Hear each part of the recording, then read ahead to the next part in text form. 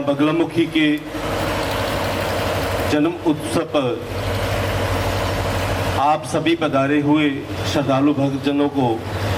अखिल भारतीय दुर्गा सेना संगठन की तरफ से हार्दिक अभिनंदन।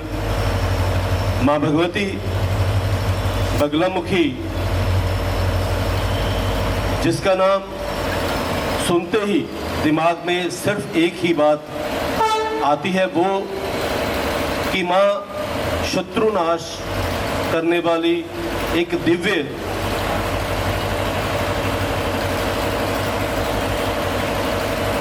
एवं स्तंभन की देवी, शत्रुनाश की देवी, और सबसे बड़ी जो हमें बुद्धि चाहिए उसके लिए मां बगलामुखी को वाक सिद्धि के लिए भी जाना जाता है। और ये एक ऐसी अलौकिक शक्ति है जिसके जाप से, जिसके प्रभाव से हमें इस भूतल पर जितनी भी हमारी व्याधियां हैं, रोग है, दोष है, उन सब का नाश होता है। और विशेष रूप में अपने आंतरिक मन में जितने भी हमारे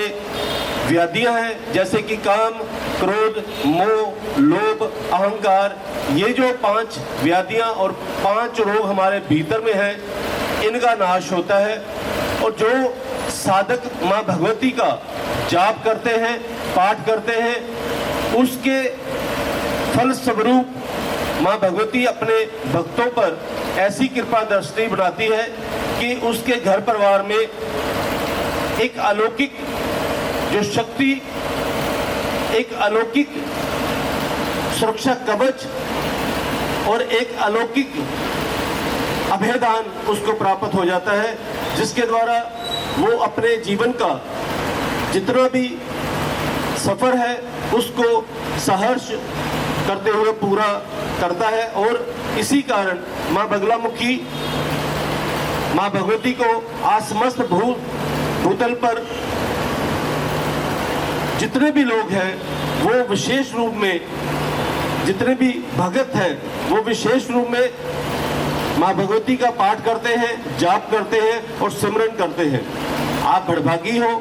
कि महारानी के इस पावन अवसर पर आपका आगमन हुआ।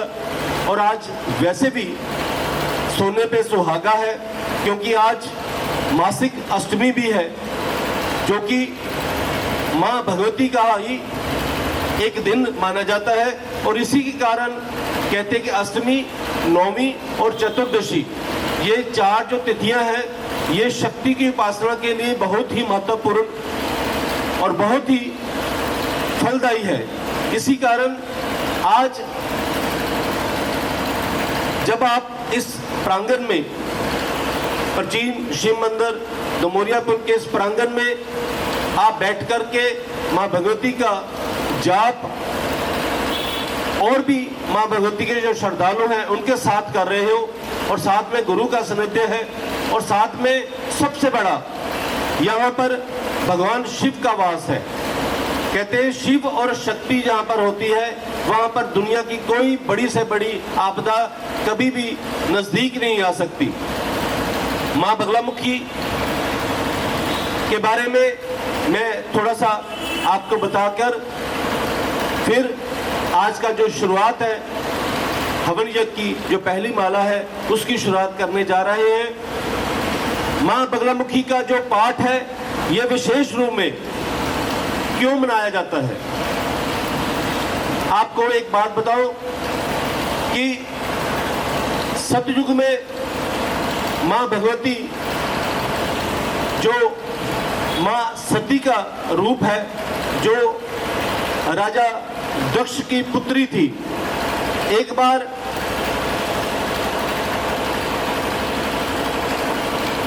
दक्ष प्रजापति ने बहुत बड़ा यज्ञ किया। हाँ, इससे पहले मैं आपको यह बता दूं कि दुनिया की सबसे पहली जो लव मैरिज थी वो भगवान शिव और शक्ति की हुई थी। आज हम लव मैरिज के विरुद्ध हैं, लेकिन सबसे पहली ये देखिए, मैं यहाँ पर एक धार्मिक समागम में ये खुद मुझे कहते हुए जरा भी कोई शर्म नहीं, क्योंकि आज सबसे बड़ी जो यहाँ पर हमारे पूरे भारतवर्ष में नहीं बल्कि पूरे विश्व में ये सबसे बड़ी जो बुराई शुरू हुई है वो ये है कि एक दूसरे के धर्म को नीचा कहने की। लेकिन यहाँ पर मैं आप सबको ये बता दूं कि हम उस परमपिता परमात्मा के ही एक ही परमपिता परमात्मा है और एक ही शक्ति है जिसके सभी हम स्वरूप हैं। और सबसे पहली भगवान शिव और सती का जब विवाह हुआ तो पिता तब भी नाराज हो जाते थे, जैसे आजकल नाराज होते हैं बच्चे अगर शादी करते हैं तो बच्चे को भला बुरा कहते हैं। उसी तरह दक्ष प्रजापति ने भगवान शिव को, क्योंकि भगवान शिव को औगड़ भी कहा जाता है, अघोरी, जो कि पर्वतों में वास करते हैं, जंगलों में वास करते हैं और जिनका कोई घर बार नहीं होता, इसलिए वो दक्ष प्रजापति जो तीनों लोक के स्वामी थे, जब उनको पता लगा कि उनकी बेटी ने भगवान शिव से शादी कर ली तो वो उनके विरुद्ध हो गए। इस कारण उनको नीचा दिखाने के लिए, भगवान शिव को नीचा दिखाने के लिए, जो कि तीनों लोकों के स्वामी हैं, उनको नीचा दिखाने के लिए उन्होंने एक महायज्ञ किया। महायज्ञ जब किया तब सभी देवी देवताओं को बुलाया, मगर भगवान शिव और मां सती को, जो उनकी पुत्री थी, उनको वहां आमंत्रित नहीं किया गया। जब नारद मुनि जी से पता चला मां भगवती को, तो उन्होंने कहा, हे बोले भंडारी कि मैं पिता के घर में यज्ञ किया जा रहा है, मैं उसमें शामिल होना चाहती हूँ। तो भगवान उनको समझाने लगे, कहने लगे कि बिना निमंत्रण के कभी भी कहीं नहीं जाना चाहिए, चाहे वो पति का घर हो, चाहे वो पिता का घर हो, चाहे कई सगे संबंधियों का घर हो। तो जैसे ही वो समझा रहे थे तो समझाते समझाते मां शक्ति को ये लगा कि भगवान शिव ने मेरे को एक आम स्त्री समझा है, इसलिए समझा रहे हैं। कई बार ऐसे होता है। तो क्या हुआ कि समझाने के बाद जब मां भगवती नहीं समझी तो भगवान शिव वहां से जाने लगे। तो मां भगवती ने अपने 10 दिशाओं में 10 रूप उन्होंने वहां पर अवतरित किए।